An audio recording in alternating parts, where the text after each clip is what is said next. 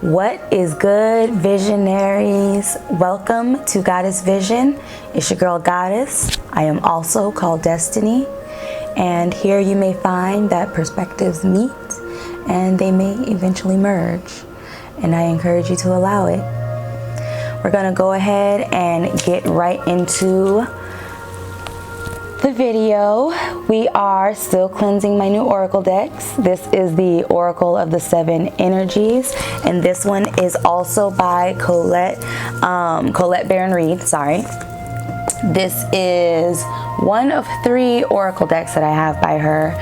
I have this one, the Enchanted Map, and then I also have the Spirit Animal Oracle deck, which I enjoy I enjoyed the 2 that I've used so far, so I'm really excited to see how we feel about this one.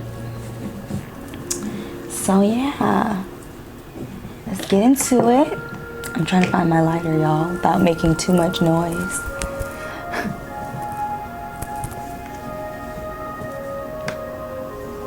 Oh, wow.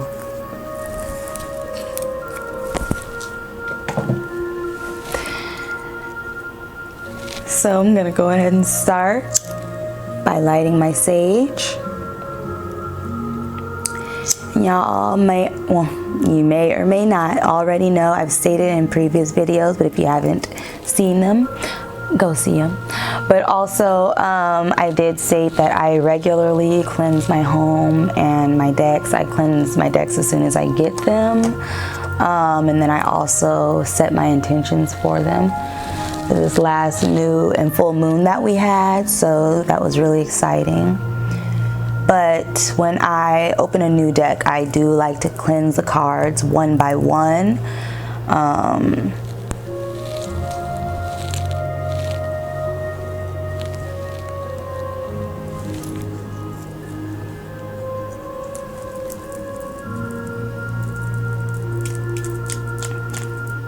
Sorry, I was having a moment. I like to cleanse my cards one by one and look at each card just to get a feel of it and kind of get to know them. And then I will pull a few, read the meanings, and we'll see what comes out. So far, I've been having a lot of fun. The first 3 decks all told amazing stories, and they all pretty much coincided one right after another. So I expect nothing less from this deck.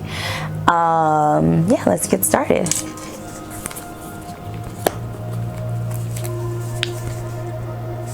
It says, co-create your most beautiful and meaningful manifestations. I love that.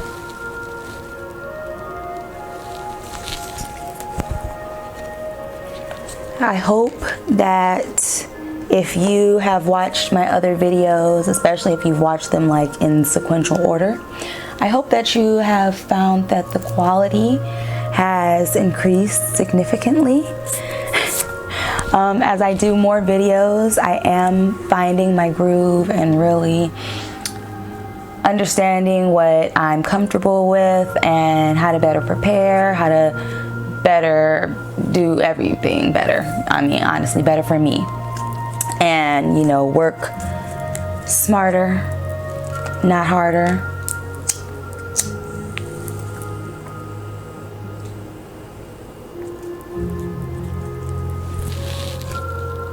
Speaking of which,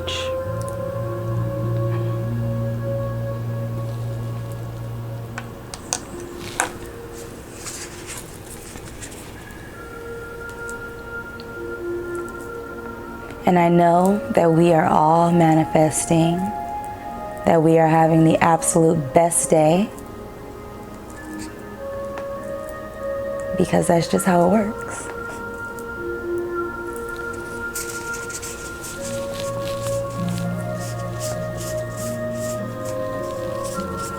And also because that would be the best use of our manifestations, right? I think so.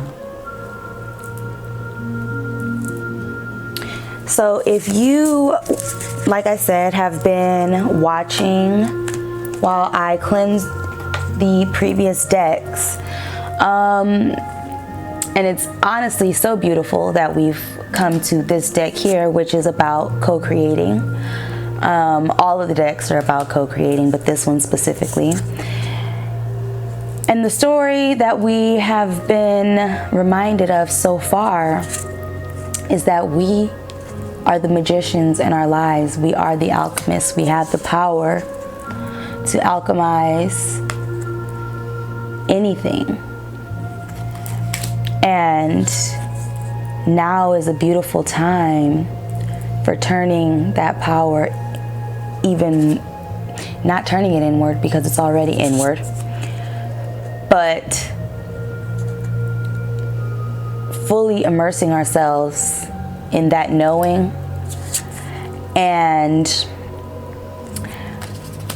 allowing ourselves to actually live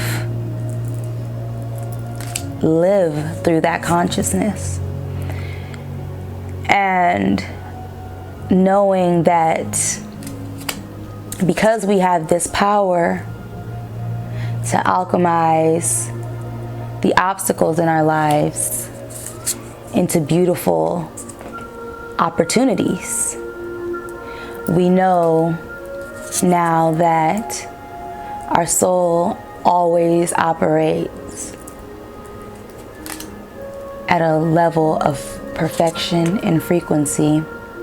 So there's no need for us to seek perfection because we are already perfection.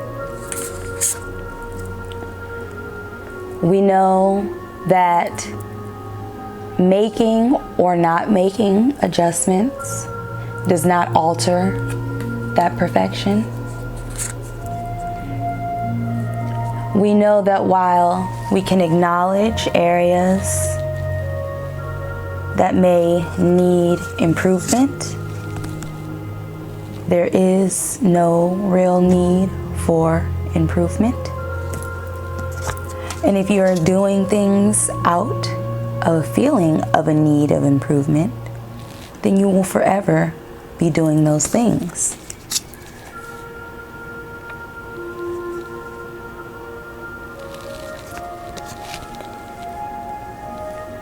We remembered that our thoughts are our thoughts, and that we do not have to, nor should we, identify with them if we are to participate in the most effortless co-creation or creation, depending on how you look at it.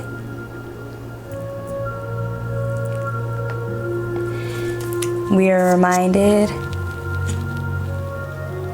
of the beauty that is just in being and allowing ourselves to be, and knowing that we simply have the right to exist just by existing.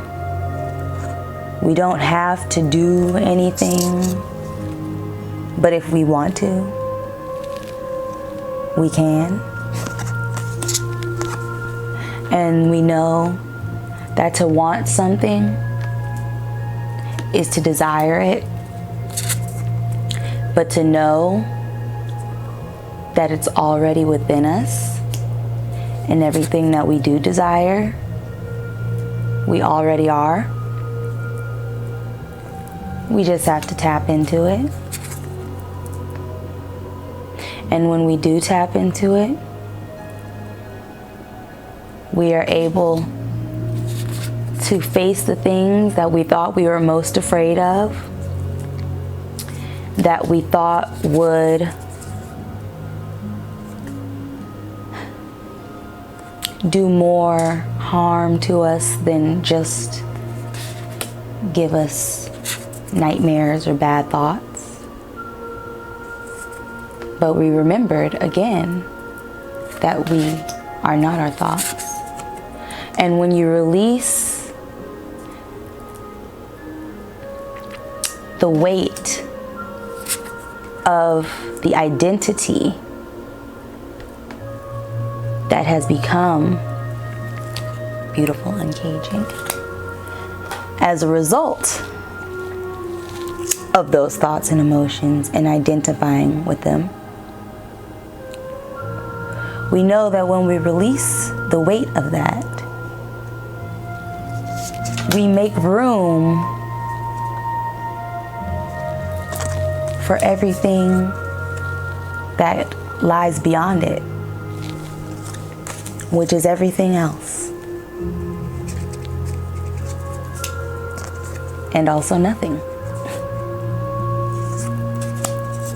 Depends on how far ahead you're looking. We remembered that there is no past, there's no future, there's only the moment that we are creating right now. And as we create this moment right now, it already reshapes the moments that preceded it.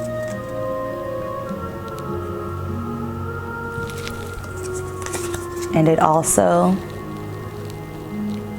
lays the groundwork for any moments that have yet to occur.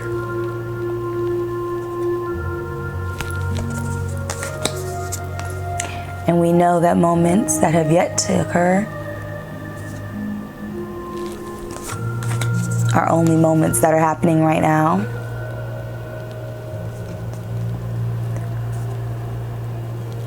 We were reminded that when we live intentionally right now, there's no need to worry about how our future will be shaped, because we're shaping it.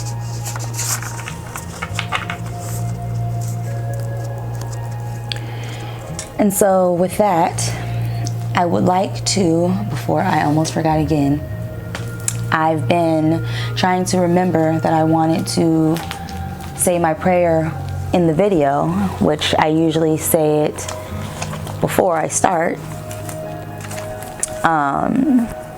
And I switched it up a little bit, so I just wanted to share it.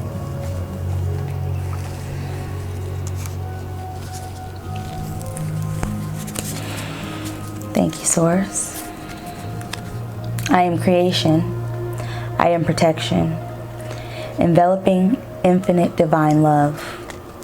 I am purification. I cleanse the energy and allow the highest truth of all that I am. I am unconditioned love that illuminates inner guidance. I am gratitude, and so it is. Ashe. Thank you, Source. I'm going to go ahead and start shuffling. We're just going to see what comes out. Ooh, I love the way these shuffle already. Now, these cards are more matte. I touched on how Earth Magic and Close Encounters. I touched in previous videos on how I love the feel of my cards, and there's certain card feels that I really love. And a lot of the, a couple of the decks, 2 or 3 of the decks that I've already cleansed had more of like a slick card feel. These are more matte, which is all right.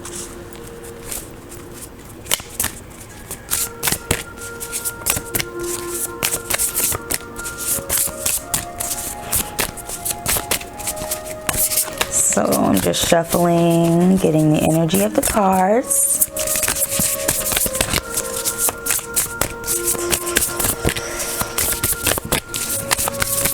And I'm not sure exactly how many I'm going to take.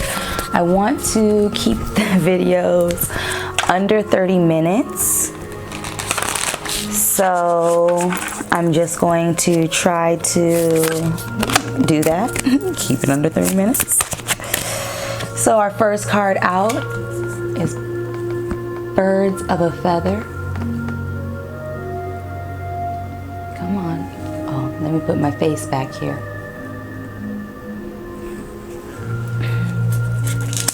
Number 25 breaks down to 7. Is this 2 cards? No, it's not. That's a mirror, Destiny.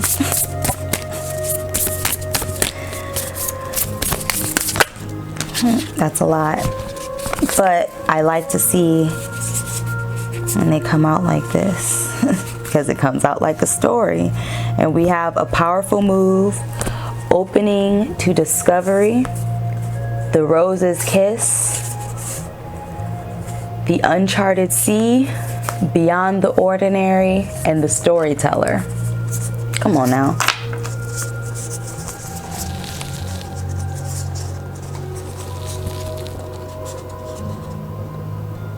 I'm not gonna read the meanings of them. I just like to, when they come out like that, I just like to take note of it because that's a story, and usually that story tells a deeper story into a deeper, I don't want to say explanation, but a deeper perspective of what comes out in the cards here.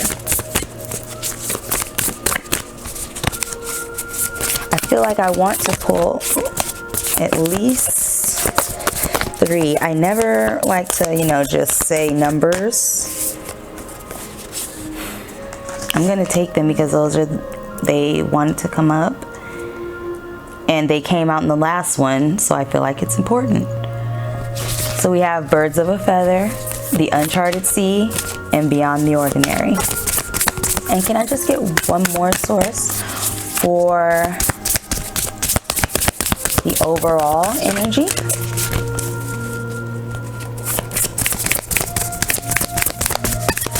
So these cards help decipher energies, or not even decipher energies. These cards are supposed to give like a framework for how we interact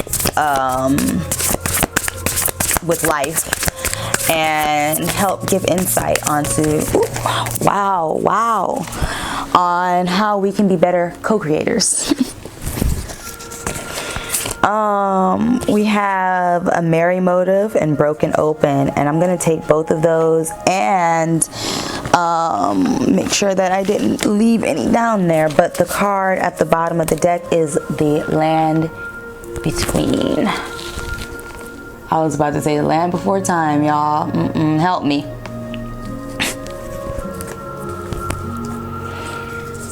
Okay, I'm excited because I feel like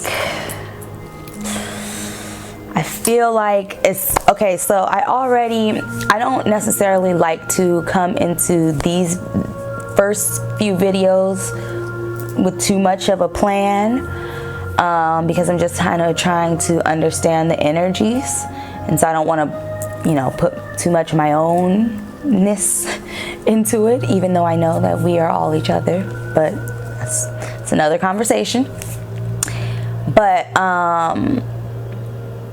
just through conversations I've been having and the way that the other cards have been coming up and just everything, I have just had this overwhelming sense of just, I don't even know what to call it, but I keep telling everyone that I've been having conversations with, I just keep saying that the only reason that we should be doing anything is because it makes us feel good, and even that is not a good reason.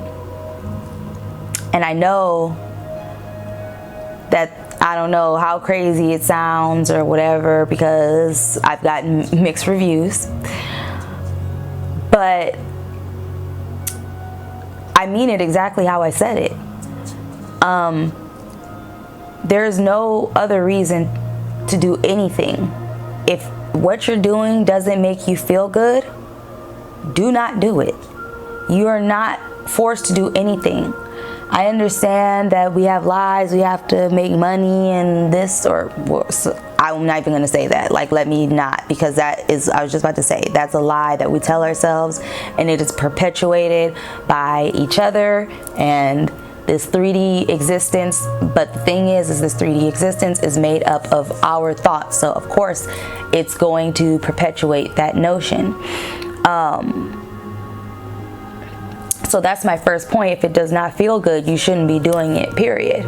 But also, if you're doing something because you think that it will make you feel good, that's not the reason to do it either. You will literally be doing it forever, and then you'll probably find something else to try to do, because that's not going to happen. So if you're doing something and if you're feeling good while you're doing it, great, keep doing it. But don't do anything that doesn't make you feel good, and don't do it because you think it's going to make you feel good. It has to already be making you feel good. That is the point.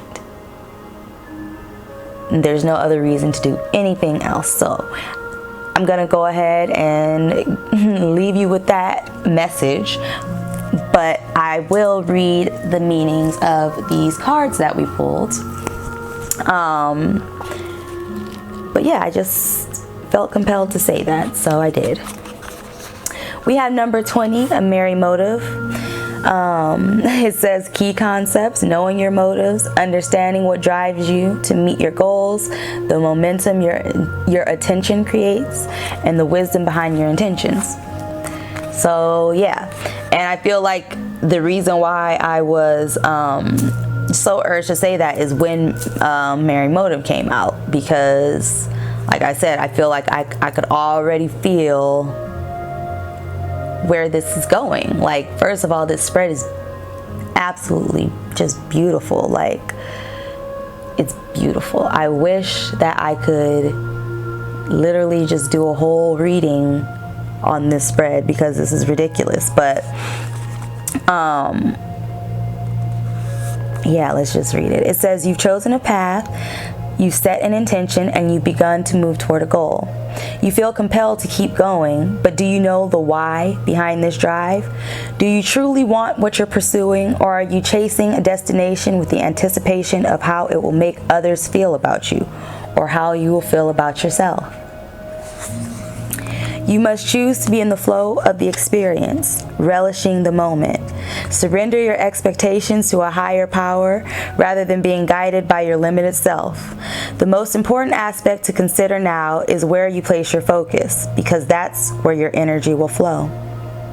If you're resentful, the outer world will show you more opportunities to be resentful. If you are envious of others, competitive, and overly ambitious, you will always feel as if you are not enough. If you focus on gratitude and compassion for others, you will see even more reasons to be grateful and loving. When you look for abundance, it has an uncanny way of multiplying in your life. If you're unsure about your motives, the results will be just as unclear. Dig deep to understand your why. If your true desire is to experience X, let go of your attachment to the form that X is supposed to come in. Let me restart. If your true desire is to experience X, let go of your attachment to the form that X is supposed to come in. Make sure your motive is merry and joyful, clear and honest, and aim true. Trust that the universe will provide the outcome that is a perfect match for your intention. It always does. Yeah. I'm going to read 28, Broken Open.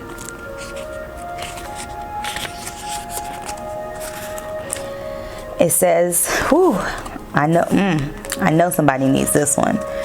It says, the gift of grief, being shattered as a result of loss, and the potential inherent in failure. There are situations in life where you see the value of loss, grief, and a broken heart. Yet it's not the pain or loss itself that must be the focus of your attention here. No, not even the story of what happened.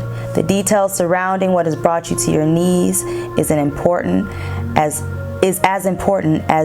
what results from the experience. Can you see that this situation has broken you wide open, enabling you to have an even greater capacity for love, compassion, empathy, and understanding? You cannot be the same person as before. The only way forward is to move through it. without resistance or manipulation, without attempting to bargain with unseen forces, because none of your usual fallbacks can put you back together again. If you do fall prey to self-absorption or self-pity, it will just make it harder for you to get to the next gradual phase, leading to relief. Yet even if you are prolonging the inevitable, you will get there eventually. The gift is in accepting who you've become as a consequence of integrating this difficult experience and allowing yourself to be more than you were.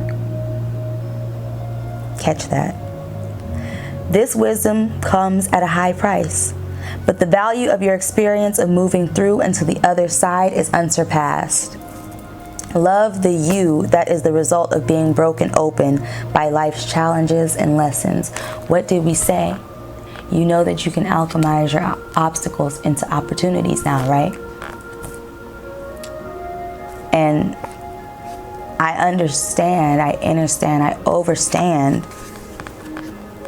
why you may feel like the grief won't allow you to. But it's not the grief that won't allow you to. It's you. In case we didn't get that. That would be you. So we got to get past that, right? Right. All right, so we're back. We know that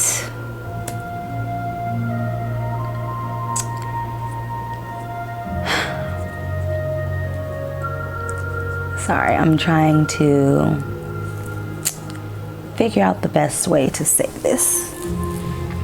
So the first two cards, ooh, throat chakra.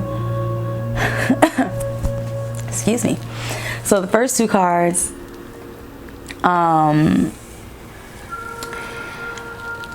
I feel that the first two cards, obviously because it was to be the overall energy of this spread, but we've already learned so much. And I believe that the broken open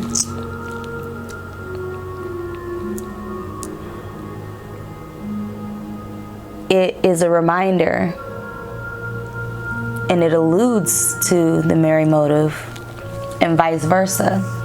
Because when we're feeling grief, sometimes we want to do nothing. Sometimes we want to just do anything. And sometimes we can just get caught up just doing anything. And it can be a very, very slippery slope. So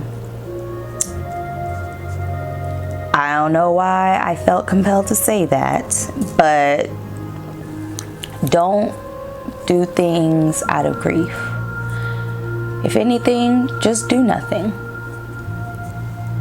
If you do nothing and you expect nothing, chances are you'll get everything that you need. And a lot of times, like, it's hard to believe because we don't really experience that, because how often are we doing nothing and expecting nothing? You know, usually when we're doing nothing, we're feeling bad about doing nothing because we're not getting whatever results, because we're for some reason expecting some kind of results when we know we're not doing anything.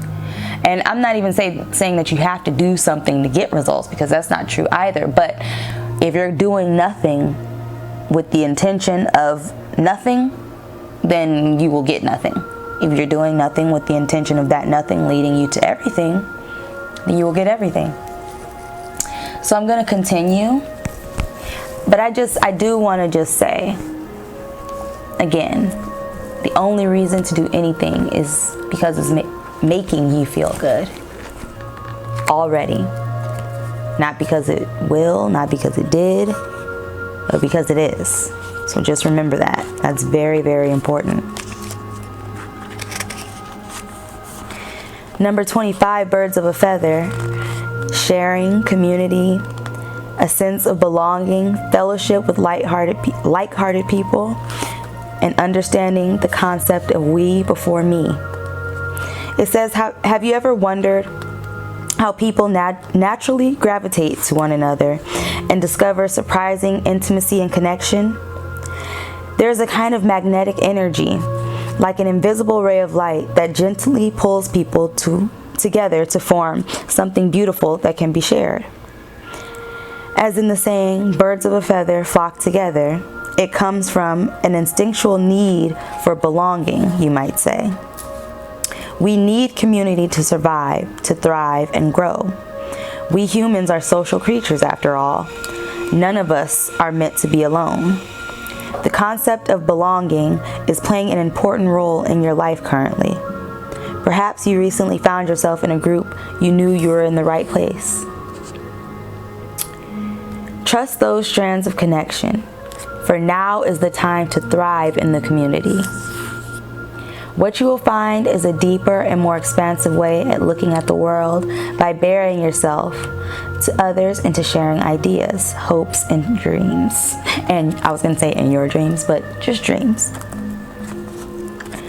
However long you stay here in this journey of becoming who you are meant to be, connecting to community and participating in fellowship is the best thing for you right now. You will flourish as a part of a network of like-minded and like-hearted people. Stick to what feels good and resonates with your heart as true. When you understand the value of this community, you will discover everything you're hoping for, and much more than you're expecting.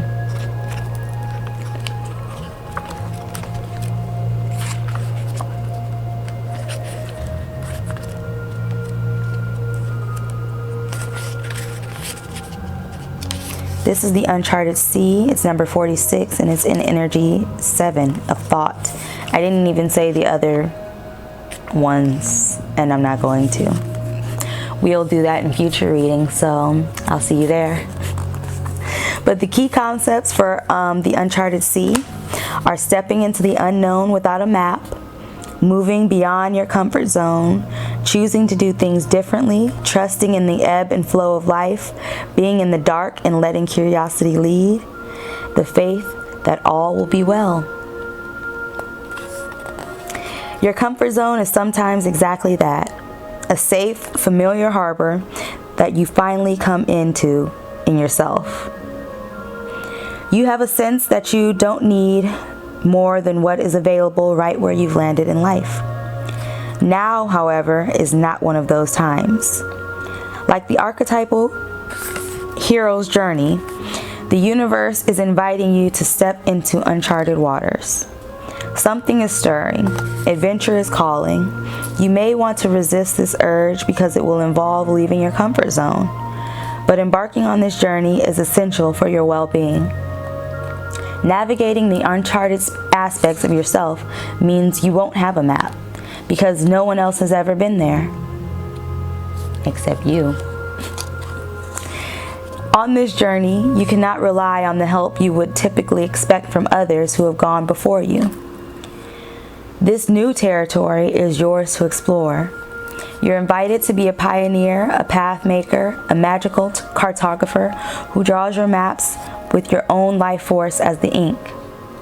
This is the day to dive deep into a novel experience and fully immerse yourself in the new. You don't know what this sea of possibility has in store for you. So stay curious and refrain from judgment or the need to label. Give yourself the time and freedom to be curious without the limitations and boundaries projected by your memories or expectations. I'm going to say that one again. Give yourself the time and the freedom to be curious without the limitations and boundaries projected by your memories or expectations. You are in an amazing place right now, and you will never be the same for serving these waters.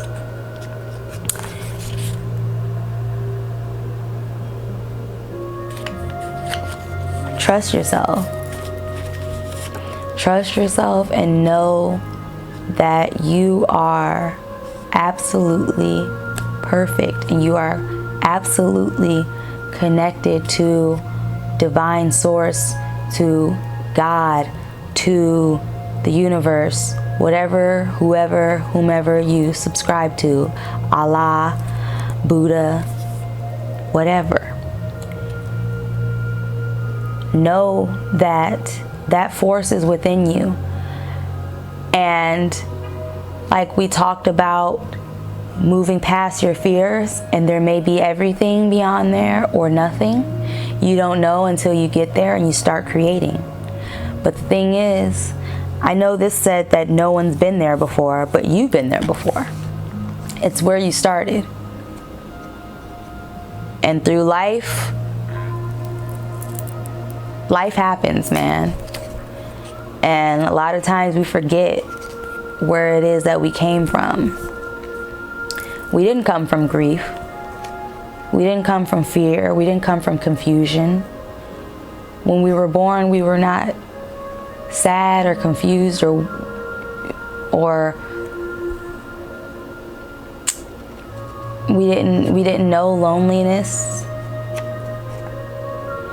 We didn't know where our next meal was coming from, but we knew that we would get it. We trusted it, and we did.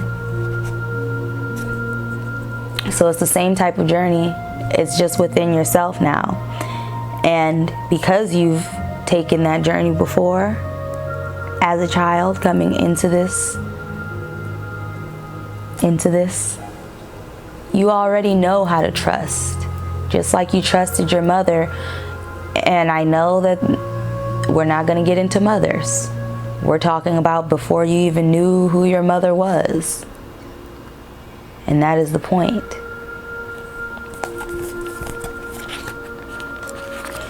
Number 45, Beyond the Ordinary. It says key concepts are the mystical, ineffable part of life.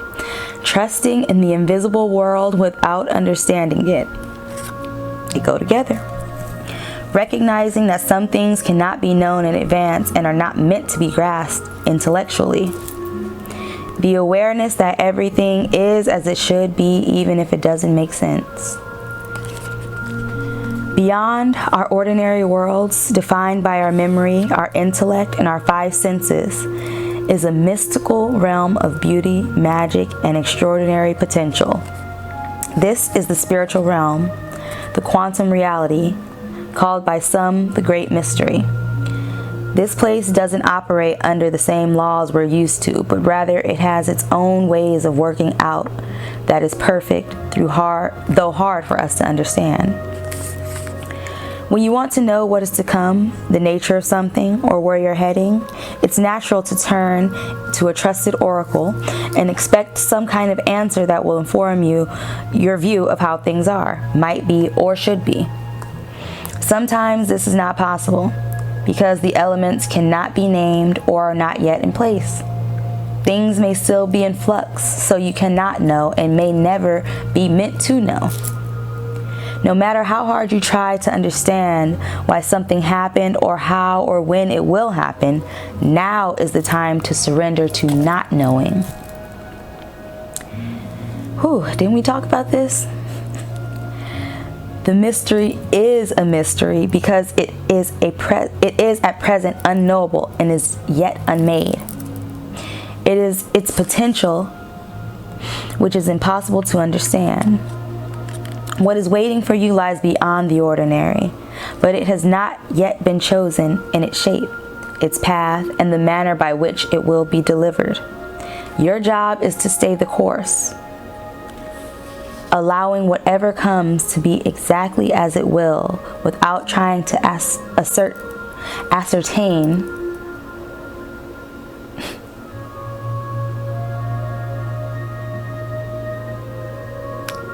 I'm clearly getting sleepy. Your job is to stay the course, allowing whatever comes to be exactly as it will, without trying to ascertain anything in advance. So, building upon what we were just speaking about, Actually, I feel like that was pretty self-explanatory. When you know that you are already perfectly made in divine image, you know that everything that comes as a result will be perfectly made in divine image. And after you know that, that doesn't mean, oh, you know, just go sit and do nothing, which you can, but that's not what I'm saying you have to do. But what that means is that you just live your life after that. After you surrender, and some people call it letting go and let God, let go and let God, surrender to the divine, all that good great stuff, and you just go live your life. Literally go live your life doing things that make you feel good, and know that everything that comes as a result of that is going to be exactly as it should be. Will quite literally exponentially add to the perfection. Our last card is number 40.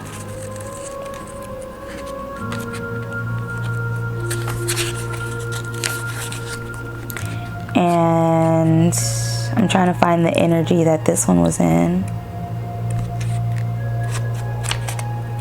Did I just see it or no? Yes, okay, so this is energy 6, it's light.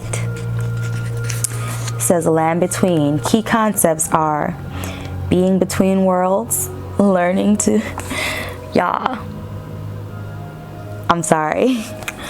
Being between worlds, learning to be okay while at the threshold of what was and what will be. A time of waiting and evolving. Gray areas, something essential yet still in development. Metamorphosis. You are in a process of change. You know that you were called to it and you can no longer be who you were. Which one of those cards said this? Wait, let me keep going. You know that you were called to it and you can no longer be who you were, but you aren't sure what the next experience of your life will be. You are in between what was and what could be, in a pupal stage, like during the metamorphosis of the caterpillar into the butterfly. However, you cannot just skip the messy parts. You have to endure the unknown and uncomfortable as you reinvent yourself, to an extent. The thing is, you're not quite there yet. You have one foot in the past, even if you're ready to shed that version of yourself and become something new. You must start redefining who you are in the context of your question. What do you believe is possible when you get to the next place? Can you explore this stage of your evolution to get to know yourself better? The process in between worlds is where things get really interesting. You learn how to manage your fear, how to stay present in the now, and how to see in the dark. You absorb the lessons offered to you with grace because you can't go any faster. This is the real test of emotional fortitude, patience, trust, and humility. Once you have made this, it's a no man's land. Once you have made this no man's land your home, it will be a part of you. Then whatever was set into motion comes to life.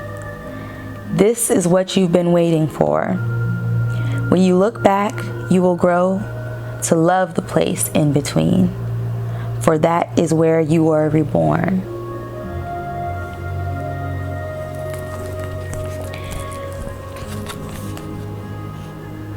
It's about loving the wholeness of yourself and knowing that the old you will always be a part of you, but again, just like your thoughts, you don't have to identify with any part of you. We are multi-dimensional beings. We have a body, we have a mind, and we have a soul. Our bodies are literally projections of our mind, which is a projection of our soul. So while we are trying to remember how to get back, there will be a lot happening.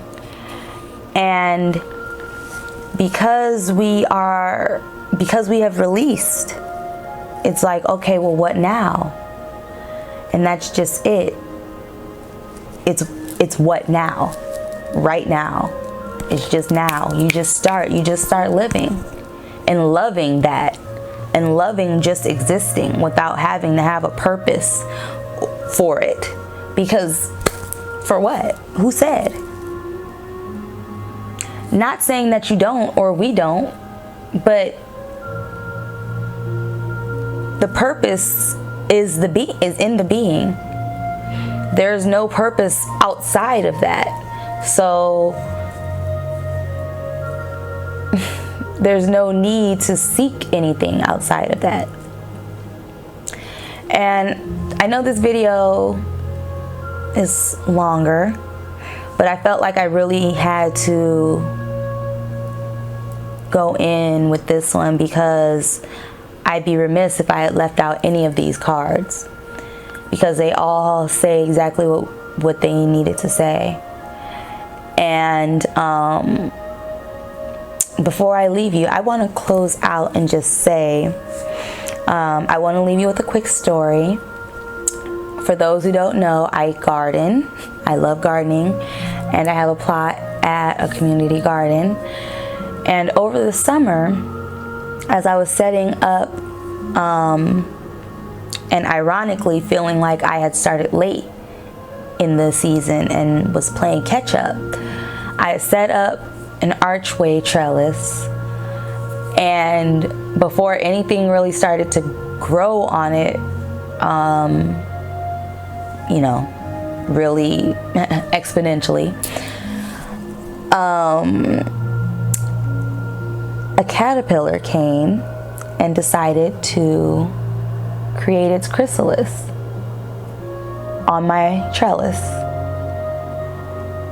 And it was so crazy. First of all, the caterpillar was so beautiful. I will try to find a picture. When I tell, like, this caterpillar it was just so crazy looking. But when I came back, when I first saw it, it was hanging off of the trellis in the shape of a little J. So cute. And I was like, oh, I could not believe that it decided to, like, once I realized what was happening, because at first I almost blasted it, y'all, for real, like, because I was going over my plants with like a dormant spray, like a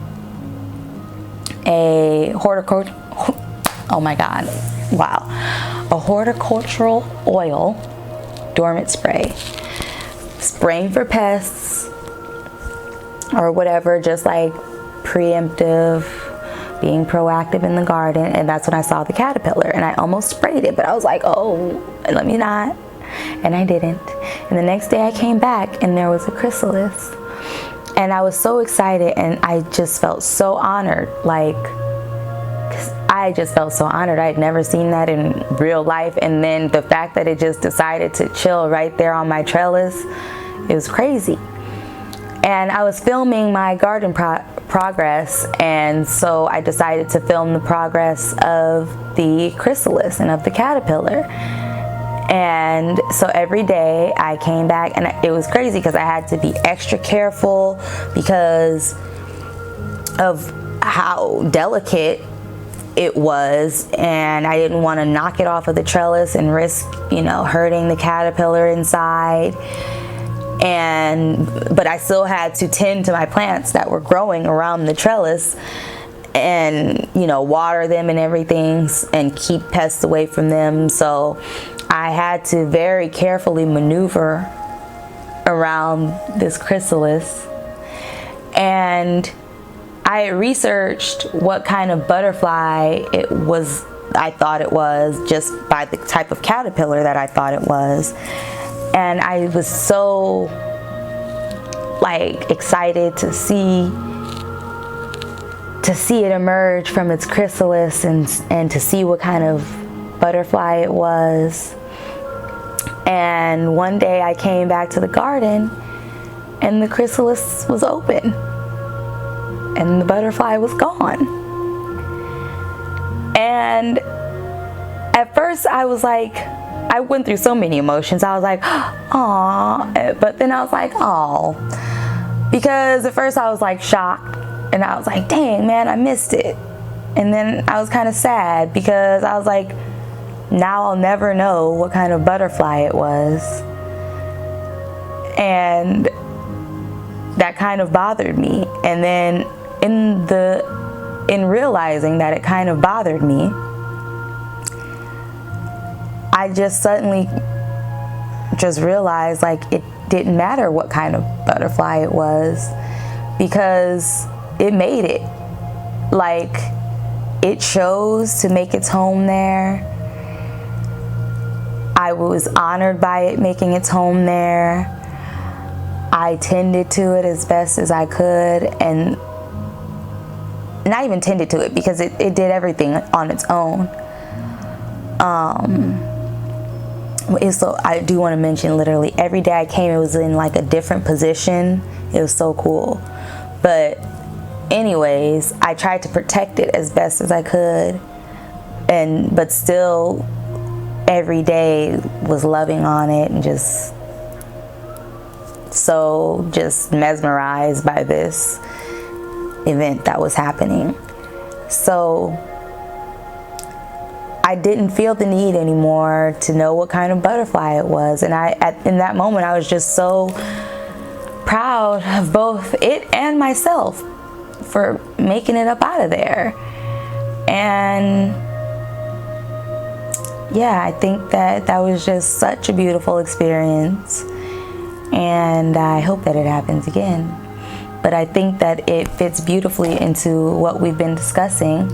So I wanted to share it with you. But with that, I will leave you to ponder, but never too much. And I hope to see you in the next video. Peace.